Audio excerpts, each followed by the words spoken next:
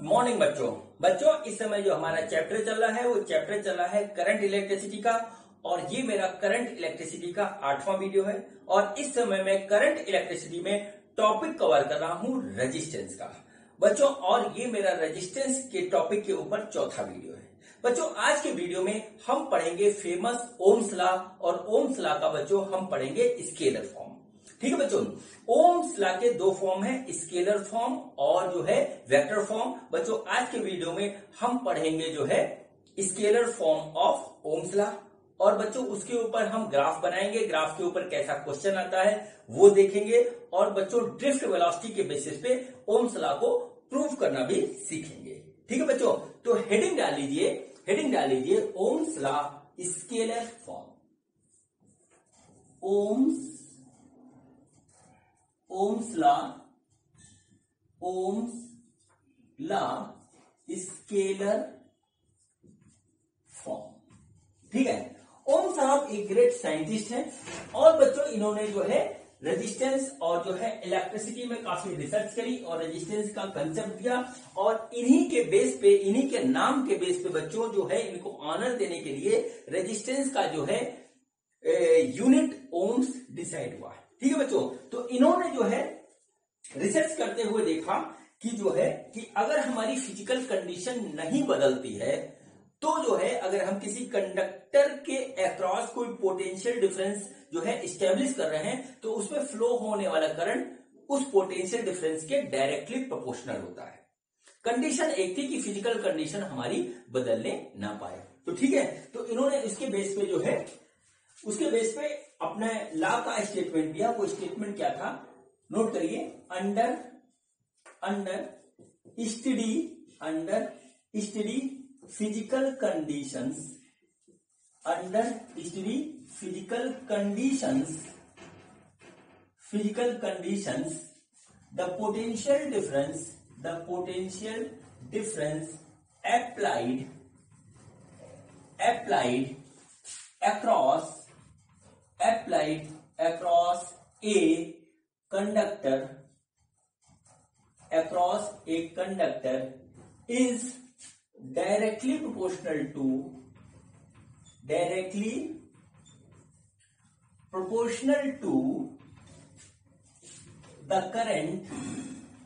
the current flowing in conductor। ठीक है बच्चों, ये जो है फेमस ओम्स लॉ है। क्या कि अगर हम स्टडी फिजिकल कंडीशन में जो है किसी कंडक्टर के अक्रॉस जो है पोटेंशियल डिफरेंस मेंटेन करते हैं तो पोटेंशियल डिफरेंस डायरेक्टली प्रोपोर्शनल है करंट जो उसके अंदर फ्लो होता है उसके अंदर।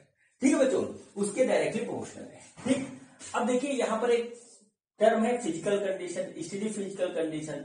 फिजिकल कंडीशन में आता है बच्चों हमारा टेम्परेचर, सबसे ज्यादा इफेक्ट यही करता है, प्रेशर, ठीक है, प्रेशर, ह्यूमिडिटी, ठीक है, ये सब चीजें जो है हमारी फिजिकल कंडीशंस में आती हैं। ये सब हमारी कैसी रहनी चाहिए, ये हमारी कांस्टेंट रहनी चाहिए, ये बदलनी नहीं चाहिए। ये बात इन्होंने इसमें बताई। ठीक है, अब देखिए बच्चों, जैसे कि सपोज करिए कि ये हमारा जो है एक कंडक्टर है इस तरीके से, और इसके अक्रॉस हमने क्या किया, एक जो है अप्लाई किया, इसके अक्रॉस हमने पोटेंशियल डिफरेंस को अप्लाई किया। ये V हो गया, ये 0 हो गया बच्चों। ये हमारा देखिए करंट इसमें ऐसे I फ्लो होने लगा, इधर V है, इधर 0 है, इधर हमारा क्या है L है, इस तरीके से। ठीक है, लेंथ हो गया इस तरीके से। अब बच्चों इस लॉ के स्टेटमेंट के हिसाब से जो पोटेंशियल डिफरेंस डेल्टा V आया वो डायरेक्टली प्रोपोर्शनल हो गया करंट के। ठीक है, तो इसके हिसाब से अब हम प्रोपोर्शनलिटी का कांस्टेंट यहां से हटाएंगे तो यहां पे एक कांस्टेंट आएगा और वो हो जाएगा बच्चों delta V equal to R into I। ठीक है बच्चों, जहां पर R जो है वो हमारा क्या है, प्रोपोर्शनलिटी कांस्टेंट है।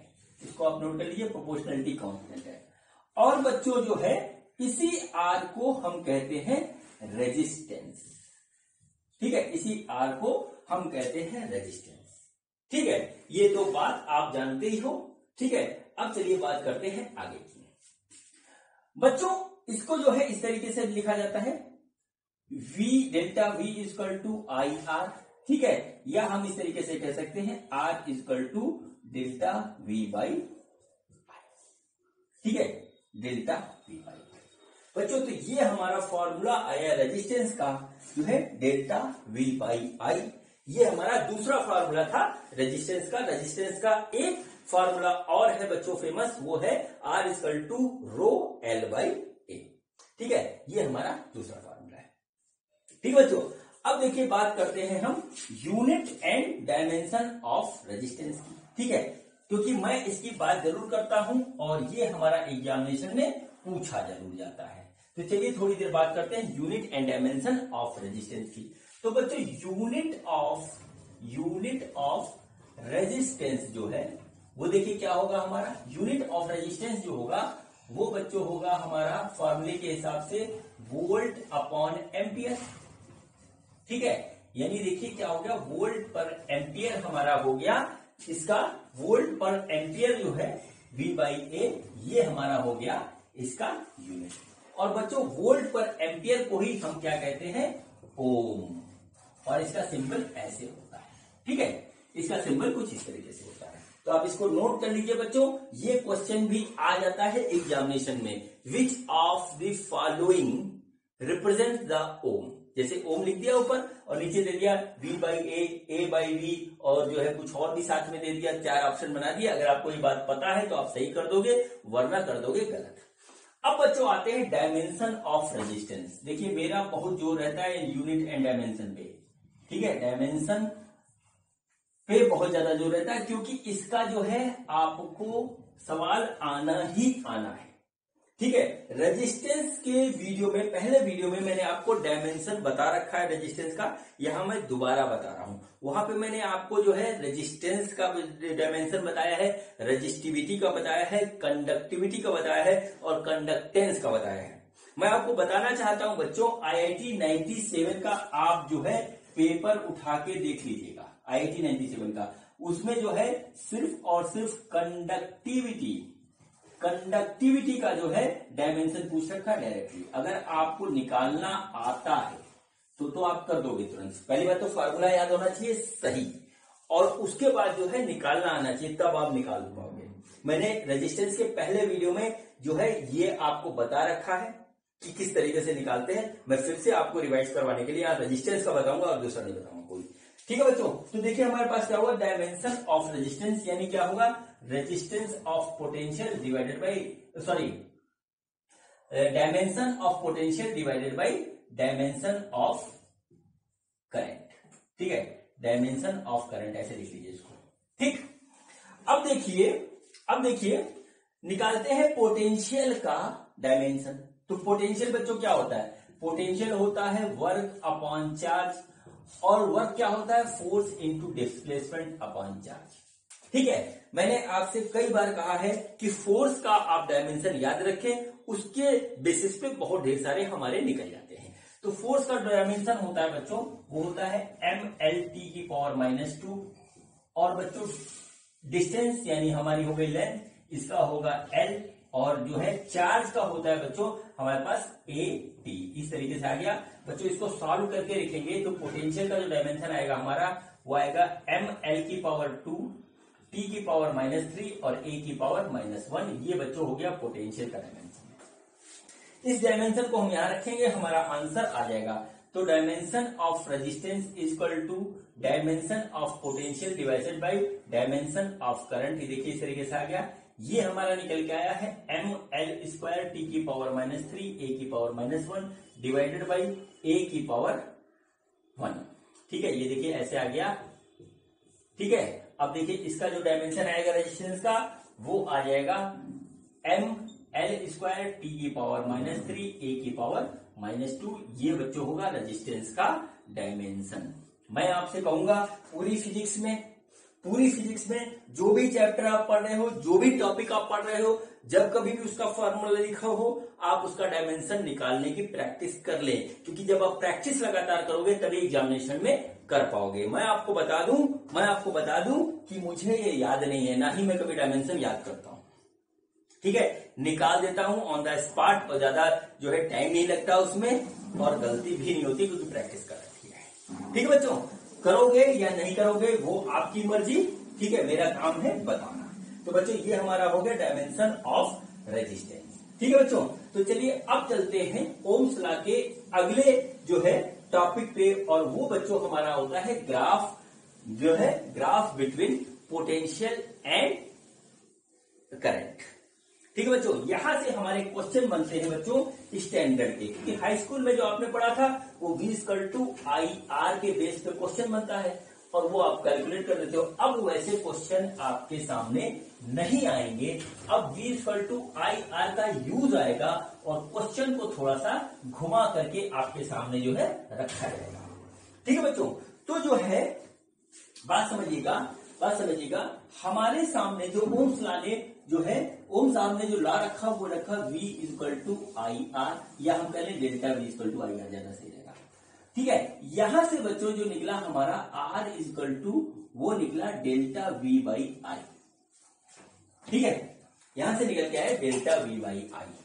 अब देखिए यहां से क्या चीज हमारे सामने निकल के आई, जो रिसर्च जो की गई वो क्या गया कि एक ही कंडक्टर के ऊपर अगर हम पोटेंशियल डिफरेंस जो है अलग अलग अप्लाई करें, जैसे कि मान लीजिए हमने पोटेंशियल डिफरेंस एक अप्लाई किया, फिर उसको बढ़ाया, फिर उसको घटाया, मतलब इस तरीके से एक्सपेरिमेंट किया, तो एक चीज देखने में आई कि हमारा जो है R, ठीक है, जैसे डेल्टा V/I लिखे और जो भी हमारा R आ रहा है ये बच्चों आ रहा है कांस्टेंट, बिल्कुल फिक्स है। कब फिक्स है? जब हमारी जो है फिजिकल कंडीशन सेम है। क्या है? फिजिकल कंडीशन हमारी बिल्कुल सेम है, तब हमारा ये ऐसे रहता है। ठीक है, कांस्टेंट आता है। ठीक, तो बच्चों इसके बीच में एक ग्राफ बनाया गया। ग्राफ देखिए क्या हुआ, ग्राफ कुछ इस तरीके का बना, देखिए ये हुआ ऐसे। ठीक है, इधर लिया गया पोटेंशियल डिफरेंस इस तरीके से डेल्टा V, और जो है एक्स एक्सिस पे ले गया करंट ऐसे, और बच्चों इसको बेस मान करके जो है ग्राफ बनाया गया। तो वो ग्राफ हमारा कुछ देखिए इस तरीके से आया, कांस्टेंट उसका जो है कांस्टेंट आया, मतलब जो स्टार्टिंग में था वो आ गया। बच्चों अगर हम देखें तो बच्चों V/I हमको क्या दे रहा है? स्लोप दे रहा है, स्लोप हमको दे रहा है। तो बच्चों V वर्सेस I का जो हमारा ग्राफ होगा उसका जो स्लोप होगा वो हमें रेजिस्टेंस देगा। ठीक है, बात समझिए, आप ऐसे नोट कर लीजिए, स्लोप ऑफ ग्राफ, ठीक है, बिटवीन V यानी पोटेंशियल डिफरेंस वर्सेस जो है करंट I, ये हमको क्या देता है? ये देता है हमको रेजिस्टेंस ऑफ कंडक्टर। ठीक है, इसको आप नोट कर लीजिए। अब बच्चों जो है इस पे काफी एक्सपेरिमेंट किए गए, और अधिकतर जो है कंडक्टर्स पे या करंट फ्लोइंग ऑब्जेक्ट में ये देखा गया कि जो है ये कांस्टेंट ही आता है। तो यहां से बच्चों एक बहुत ही जो है अच्छा रिजल्ट ऑब्जर्वेशन निकल के आया कि V और जो है I के बीच का जो ग्राफ है वो हमको रेजिस्टेंस दे रहा है। ठीक, तो बच्चों इसको आप नोट कर लीजिए कि graph of V versus I हमको क्या देता है? रेजिस्टेंस देता है। अब बच्चों देखिए हमारा स्लोप यहाँ पे क्या होगा? स्लोप सपोज करिए यहां से है थीटा, ठीक है, थीटा। तो बच्चों देखिए क्या हुआ, टेन थीटा हम लिखेंगे तो आ जाएगा V/I, इस तरीके से आ गया, यानी कि टेन थीटा क्या हो गया? टेन थीटा हो गया हमारा, वो हो गया रेजिस्टेंस R, ये आ गया बच्चों रेजिस्टेंस। अब चलिए रुकते हैं। अब बच्चों ये बात मेरे ख्याल से आपको समझ में आ गई होगी, आप लोग मैथ के स्टूडेंट हो और जो लोग बायोलॉजी के हैं उनको भी समझ में आ गई होगी, इतना कोई कठिन बात नहीं है। अब बच्चों यही से क्वेश्चन हमारे बनते हैं कंपटीशन लेवल के। ठीक है, कंपटीशन लेवल के क्वेश्चन बनते हैं, देखिए कैसे। अब देखिए मैं बिगाड़ रहा हूं, सिर्फ ग्राफ बना रहेगा। अब देखिए उन्होंने क्या किया, ठीक है, क्या किया। क्वेश्चन ऐसे मेडिकल के एग्जामिनेशन में कई बार आ चुके हैं और कुछ नहीं दिया होता है। जैसे कि हमको एक ग्राफ दे दिया, इधर बच्चों हमको दे दिया डेल्टा V जो कि ऐसे जा रहा है, इधर दे दिया I ऐसे जा रहा है, और बच्चों दो ग्राफ हमको बना करके ऐसे दे दिए। ठीक है, ये हमारा हो गया ए कंडक्टर का, ये हो गया बी का, इसका रेजिस्टेंस आर ए है, इसका रेजिस्टेंस आर बी है। इस तरीके से ऐसे दे दिया और कुछ नहीं दिया, ठीक है।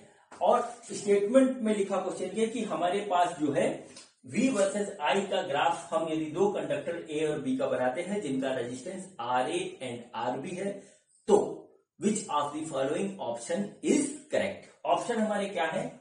ऑप्शन देखिए हमारे पास क्या है। ऑप्शन है हमारा A, RA is greater than RB, B, RA is less than RB, C, RA is equal to RB, ठीक है, या डी नन ऑफ दिस। ये हमको 4 ऑप्शन उन्होंने दे दिए। अब बच्चों, जिन बच्चों को पता है वो तो कर देंगे, जिनको नहीं पता वो सोचते हैं इसमें तो कुछ दिया नहीं, करें कैसे, ऐसा तो हमने पढ़ा ही नहीं था। बच्चों कुछ नहीं है इस क्वेश्चन में। हमको क्या देखना है? हमको ये देखना है कि स्लोप हमको रेजिस्टेंस देगा, ठीक है, स्लोप हमको रेजिस्टेंस देगा। जिसका स्लोप ज्यादा उसका रेजिस्टेंस ज्यादा, जिसका स्लोप कम उसका रेजिस्टेंस कम। जाहिर सी बात है कि यहां पर ए का जो स्लोप है, ठीक है, अगर हम कहें कि स्लोप ऑफ ए क्या है, वो हमारा ज्यादा है। Slope of A is greater than slope of B, ठीक है। देखिए इसका स्लोप ये है, इसका स्लोप ये है, इसका सपोज करिए थीटा ए है, ये हो गया बच्चों हमारा ये हमारा theta A is greater than theta B, तो क्या हुआ tan theta A is greater than tan theta B, यानी कि resistance of A is greater than resistance of B. ये बच्चों हमारा ऑप्शन पहला वाला सही हो जाएगा, ठीक है। लेकिन पता होना चाहिए, पूरी पढ़ाई करनी चाहिए और इसी तरीके से होता है। अब बच्चों ऐसा क्वेश्चन नीट में यानी मेडिकल के एग्जाम में कई बार आ चुका है। अब बच्चों इसी क्वेश्चन को बनाते हैं आईआईटी लेवल का। वो देखिए आईआईटी वाले थोड़ी सी शरारत जरूर करते हैं क्वेश्चन में, ठीक। वो क्या करते हैं बच्चों, देखिए हमारा जो है, आप ध्यान दीजिएगा बात पे कि थीटा जो है वो लिया गया है आई वाले एक्सिस से। यहां पे देखिएगा थीटा जो है वो लिया गया है आई वाले एक्सिस से। आईआईटी वाले क्या करेंगे, आई बदल देंगे उठा करके। वो क्या कर देंगे, आई यहां पे कर देंगे और वी यहां पे कर देंगे ऐसे। तो बच्चों ये हमारा कहानी आ जाएगी बिगड़। ये देखिए ऐसे हो गया। बच्चों हमको करना क्या है, हमको थीटा लेना है जो है आई वाले एंगल, आई वाले एक्सिस। तो देखिए इधर आ जाएगा, ये इधर आ जाएगा, ठीक है। अब ये थीटा ए हो गया, ये थीटा बी हो गया। इस कंडीशन में बच्चों theta A is less than theta B हो रहा है बच्चों, यानी कि टेन थीटा ए जो है वो बच्चों लेस देन हो रहा है टेन थीटा बी से, यानी कि R A is less than R B. ये हो जाएगा बच्चों। और उस कंडीशन में हमारा ये वाला ऑप्शन सही ना होकर के ये वाला सही हो जाएगा। एग्जामिनेशन हॉल में प्रेशर बहुत ज्यादा रहता है और सिलेबस भी हमारा बहुत लंबा है, इसलिए हम इन सब बातों पे ध्यान नहीं दे पाते। ये प्रैक्टिकल प्रॉब्लम है कि इधर क्या दिया है, इधर क्या दिया है। लेकिन हमेशा आप जो है ग्राफ के क्वेश्चन में ध्यान जरूर दीजिएगा कि वाई एक्सिस पे हमको कौन सा जो है क्वांटिटी दे रखा है और एक्स एक्सिस पे क्या दे रखा है, और जो हमने पढ़ा था वो क्या है, तब आपका जो है क्वेश्चन सही होगा। अब बच्चों कभी कभी होता है इसमें एक कंडक्टर और बना दिया, R A R B R C, उसमें भी ऐसा बना देंगे, वो भी हमारा ऐसे ही हो जाएगा, ठीक है बच्चों। चलिए अब ये बात करने के बाद ऐसे क्वेश्चन है आप लोग के पास जो बुक्स है उसमें बहुत से ऐसे क्वेश्चन यहाँ पे दे रखे हैं, ठीक है बच्चों। तो अब देखिए बच्चों करते हैं proof of Ohm's law. Ohm law को अब हम प्रूफ करेंगे on the basis of drift velocity, ठीक है बच्चों। तो हेडिंग डालिए proof of Ohm's law on the basis of drift velocity। ये आ जाता है बोर्ड के एग्जाम में, ठीक है, ये आता है बोर्ड के एग्जाम में। बच्चों ड्रिफ्ट वेलोसिटी जो क्या होती है, इसका पूरा प्रूफ क्या है, क्या कंसेप्ट है, ये मैं आपको बता चुका हूं ड्रिफ्ट वेलोसिटी वाले जो है वीडियो में। उसको आप देख लीजिएगा, उसका फार्मूला ध्यान रखिएगा, उसका प्रूफ ध्यान रखिएगा, उसका जो है यूज बहुत है, ठीक है। खासतौर से कॉम्पिटिशन के एग्जाम में है, बोर्ड के एग्जामिनेशन में तो हाई है। थोड़ा सा एक दो बार प्रैक्टिस करेंगे तो वो दिमाग में बिल्कुल सेट हो जाता है। बच्चों ड्रिफ्ट वेलोसिटी का जो फार्मूला होता है, ठीक है, ड्रिफ्ट वेलोसिटी का जो फार्मूला होता है बच्चों वो होता है V D equal to small E capital E upon M into tau. ये बच्चों हमारा ड्रिफ्ट वेलोसिटी का फार्मूला होता है। ठीक है, जहां पर क्या चीज क्या है वो भी हम थोड़ी देर में लिखते हैं। बच्चों ई हमारा इलेक्ट्रिकल फील्ड है, इसको हम इस तरीके से लिख सकते हैं V बाई एल। ठीक है, ये हमारा हो गया। और बच्चों इसी से हमने एक कंसेप्ट निकाला था आई का, और बच्चों वो आया था हमारा VD/NA। ठीक है, VD/NA था, ये ड्रिफ्ट वेलोसिटी है, इसको वीना करके याद रखा जाता है। ठीक है, वीना करके याद रखा जाता है, थोड़ा सा इजी हो जाता है। बच्चों इसके बाद जो है रेजिस्टेंस का एक फार्मूला आया था। रेजिस्टेंस का एक फार्मूला आया था जो बेसिक पढ़ा था, वो हमने पढ़ा था रो L बाई ए, ये तो आपको पता ही होगा। और बच्चों यहाँ पे रो हमारा निकल के आया था, जो रो निकल के आया था वो आया था MNE स्क्वायर टाउ। अगर आपको याद हो, मैंने काफी डिटेल में बता रखा है, इसको याद करने का तरीका भी बता रखा है कि रो बराबर MNE स्क्वायर टाउ होता है। कैसे याद रखेंगे, क्योंकि याद नहीं रहता है, अच्छों को याद नहीं रहता, कंफ्यूज रहता है। मैं फिर से आपको एक बार बता देता हूं। देखिए क्या होगा, रो को आप लिखेंगे MNEET। ठीक है, NE टाउ लिख दीजिए, आप ऐसे लिख दीजिए इसको। ठीक है, ई स्क्वायर है, हमने तोड़ लिया। अब देखिए ये गया M, ये हो गया नीट। नीट का एग्जामिनेशन होता है नीट, तो आप इसको ऐसे कर लीजिए, M से लिख लीजिए, M से लिख लीजिए मैं। ठीक है, और नीट। ठीक है, नीट हो गया, मैं नीट का एग्जाम देने जा रहा हूं या नीट का एग्जाम देने जा रही हूं। बस इतनी बात याद रखिए, ये फॉर्मूला आपका हमेशा आपको ध्यान रहेगा। ठीक है, तो ये हो गया नीट और ये हो गया मैं नीट का एग्जाम देने जा रही हूं, ये हो गया रजिस्टिविटी। भले आप IIT का दे रहे हो या बोर्ड का दे रहे हो, याद करने के लिए ठीक है। ठीक, अब चलिए बात करते हैं आगे की कि हमको करना है प्रूफ। ठीक है बच्चों, तो देखिए क्या हुआ बच्चों, ओम्स लॉ को हम प्रूव करेंगे on the basis of drift velocity. ठीक, तो देखिए क्या हुआ, हमने यहां पे करंट का लिखा फार्मूला। ठीक है, करंट का लिखा फार्मूला, और वो बच्चों आया हमारे पास VDENA। ओम्स लॉ हमारा क्या है, ओम्स लॉ है हमारा, ठीक है, वो है V by I equal to R। ठीक है, ये हमारा है, और ये हमारा आ रहा है कांस्टेंट। चलिए इसको भी स्टडी करेंगे। पहले हम ये सारे फॉर्मूले आपको ध्यान देने चाहिए, इसका एक एक टर्म ध्यान देना चाहिए। पहले मैं प्रूव करता हूं, फिर दिखाऊंगा ये कांस्टेंट आता है। ठीक है, तो ये आ गया VD। अब बच्चों VD का फॉर्मूला यहां से देखिए क्या है, VD का फॉर्मूला है छोटा ई बड़ा ई बटे M इंटू टाउ। ठीक, ये आ गया।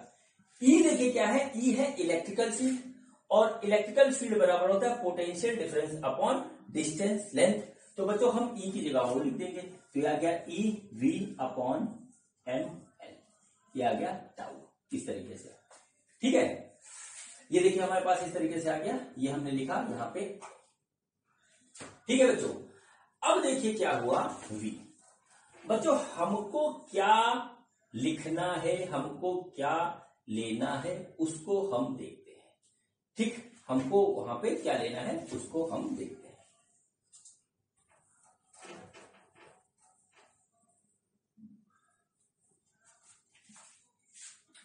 Equal to E upon M into tau, ये हुई बच्चों VD की फॉर्मूला, हमने यहां पे लिख दिया।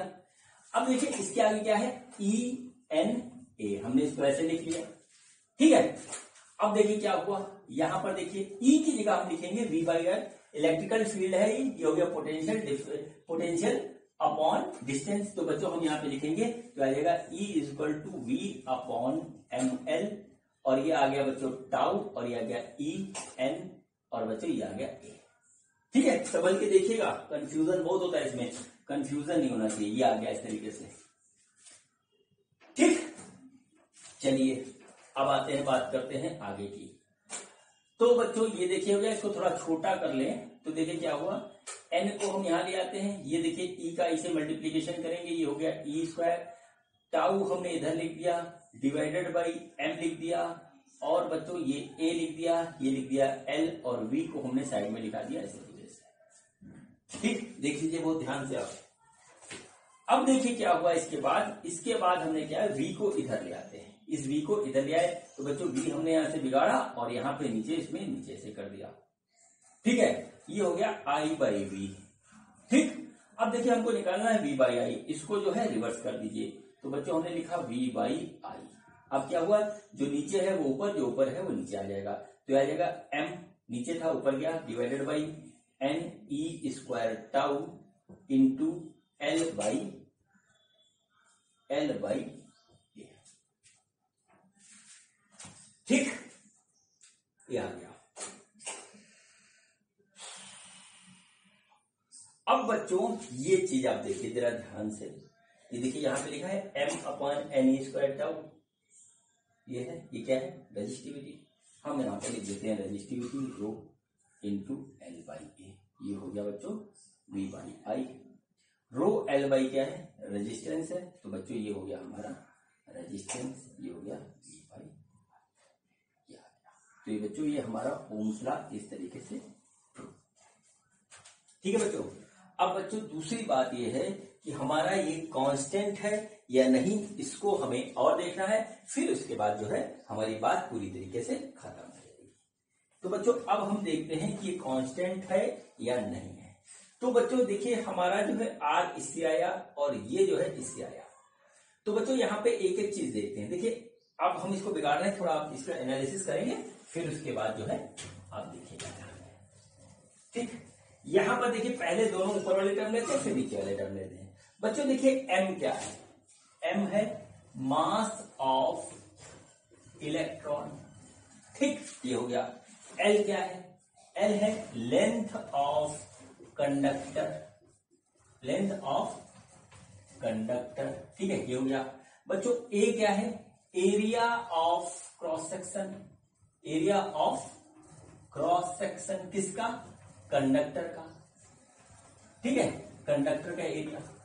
अब बच्चों इतना चीज हो गया। अब बच्चों n आ गया, n क्या है, वो है number of electron per unit volume, ठीक है, ये हो गया। E बच्चों क्या है, E है चार्ज ऑफ इलेक्ट्रॉन, एक एक चीज को देखिएगा बड़े ध्यान से, चार्ज ऑफ इलेक्ट्रॉन। और बच्चों टाउ क्या है, टाउ है हमारा रिलैक्सेशन टाइम, रिलैक्सेशन टाइम। चलिए अब एक एक की बात करते हैं। मास ऑफ इलेक्ट्रॉन, हमारा जो है कंडीशन क्या है, कंडीशन है हमारा कि हमारा टेम्परेचर, प्रेशर, ह्यूमिडिटी, ठीक है, यानी कि फिजिकल कंडीशन, फिजिकल कंडीशन जो है वो सेम है, वो चेंज नहीं होती, ये हमारी कंडीशन है, ठीक है बच्चों। तो उस कंडीशन में देखिए क्या होगा, हर एक चीज को नोट करिए। मास ऑफ इलेक्ट्रॉन बदलेगा नहीं, बदलेगा, कांस्टेंट रहेगा। Length of conductor, length of conductor जो है, कोई तार आप ले लीजिए, क्या वो बढ़ सकता है, आप उसमें करंट देंगे तो बढ़ सकता है, हो सकता है कुछ लोग आप में से कहें कि हाँ बढ़ जाएगा यदि उसका टेम्परेचर बढ़ जाए। बच्चों हमने पहले ही कह दिया कि टेम्परेचर हमारा बढ़ेगा नहीं, कांस्टेंट रहेगा, तो बच्चों यहाँ नहीं बढ़ेगा। एरिया ऑफ क्रॉस सेक्शन बढ़ सकता है, नहीं बढ़ेगा। Number of electron per unit volume, जब बच्चों हम टेम्परेचर को कांस्टेंट रखेंगे तो हमारा number of electron per unit volume नहीं बढ़ने वाला। टेम्परेचर इंक्रीज हो जाए या डिक्रीज हो जाए तब हमारा नंबर ऑफ इलेक्ट्रॉन बढ़ या घट सकता है, ठीक है, तो ये भी कांस्टेंट हो गया। बच्चों किसी भी कंडीशन में चार्ज ऑन इलेक्ट्रॉन बदलता है, नहीं बदलता है। बच्चों जब ये सारी चीज हमारी टेम्परेचर पर डिपेंड करती है तो रिलैक्सेशन टाइम का जो मैंने आपको कंसेप्ट बता रखा है, ठीक है, ड्रिफ्ट वेलोसिटी के कंसेप्ट में, उसमें रिलैक्सेशन टाइम भी हमारा नहीं बढ़ेगा। मतलब क्या हुआ कि ये सारी चीजें हमारी कांस्टेंट है बच्चों, तो ये वाला टर्म बच्चों हमारे अपने आप ही जो है वो हो गया कांस्टेंट। और बच्चों ये जब कांस्टेंट है तो ये भी कांस्टेंट होगा और आर हमारा क्या हो जाएगा, कांस्टेंट। और बच्चों इस तरीके से क्या हुआ, ये हो गया बच्चों हमारा प्रूफ, हेंस प्रूफ। ये इस तरीके से ये हमारा हो गया प्रूफ। और बच्चों यहाँ पे आपकी कहानी हो गई, ठीक है बच्चों, ये हमारा जो है प्रूफ हो गया किसका, ओम्स लॉ का, on the basis of drift velocity. इसको आप नोट कर लीजिए, मैं हट जाता हूं, कायदे से देख लीजिए, प्रैक्टिस कर लीजिए, खासतौर से वो बच्चे जो देने जा रहे हैं बोर्ड का एग्जाम और लाना चाहते हैं अच्छे परसेंटेज, इसमें आपको ड्रिफ्ट वेलोसिटी का कंसेप्ट पूरी तरीके से याद रहना चाहिए, उसका प्रूव करना आना चाहिए, कौन सा फार्मूला होता है, फार्मूले को याद करने की ट्रिक बताई गई है उसको ध्यान रखिए, और हर एक जो है टर्म क्या होते हैं फार्मूले में वो ध्यान रखिए, फिर आपसे गलती नहीं होने वाली। ठीक बच्चों, अब बच्चों ओम्स लॉ के स्केलर फॉर्म में एक कहानी और बची है, और वो है बच्चों हमारी ohmic and non ohmic conductor. ठीक है, तो आप बच्चों जो है यहां पर जो है डाल लीजिए heading ohmic and non ohmic conductor. ठीक है, ओमिक एंड नॉन ओमिक जो है कंडक्टर, ऐसे आप इसको लिख लीजिए। अब बच्चों जो सिंपल सी बात है, ओमिक जो है ओमिक कंडक्टर, सिंपल सी बात है, इसमें कोई बहुत बड़ी बात नहीं है। ओमिक कंडक्टर वो कंडक्टर होते हैं जो ओम्स लॉ को फॉलो करते हैं। ठीक है, और नॉन ओमिक कंडक्टर कौन से होते हैं? नॉन ओमिक कंडक्टर, ठीक है, वो होते हैं जो ओम्स लॉ को फॉलो नहीं करते हैं। ठीक है, ओम्स लॉ फॉलो नहीं करते हैं, सिंपल सी बात।